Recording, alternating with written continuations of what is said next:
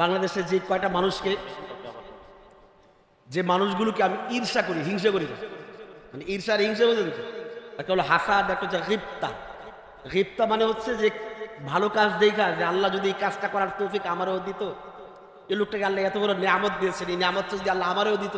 আর হিংসা হচ্ছে কি, হ্যাঁ নিয়ামত পেয়েছে, আল্লাহ এর কাছ থেকে নিয়ামত কাইরা নেই, আমারে দেও না দেও, রোজে হিংসা। এই হিংসা জায়েজ দেয়, গিপ্তা করা কি আছে, জায়েজ আছে। এই মানুষটাকে দিয়ে আল্লাহ এত কাজ দিচ্ছেন, আমার অনেক গিপ্তা হয় যে আল্লাহ যদি তার মতো আমিও কাজ করতে পারতাম, তো এই মানুষটাকে আল্লাহ তাআলা কবুল করেন। জুবায়ের ভাইয়ের অভাব যেন না থাকে, আল্লাহ ঘরে ঘরে জুবায়ের ভাই তৈরি করে দেন।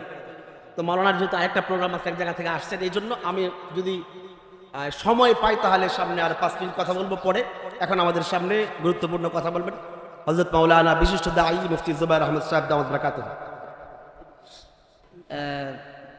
রফিক সাহেব হুজুর দামাত বারাকাতুহুল আলিয়া, রফিক সাহেব হুজুর, রেদওয়ান রফিক সাহেব হুজুর ফোন করলেন যে আমাদের প্রোগ্রাম আর থাকতে হবে। তো আর মুরব্বীদের কথা বললেন, তো মুরব্বীদের হুকুম পালনার্থে হাজির হওয়া। আর আমাদের এরপরে মেডিকেলে একটা প্রোগ্রাম চলতেছে, ওখানে হাজির হইতে হবে, সময়ও হয়ে গেছে। আবার একটু কাজের ব্যস্ততা, আর আগে দু একটা প্রোগ্রাম ছিল কলেজে।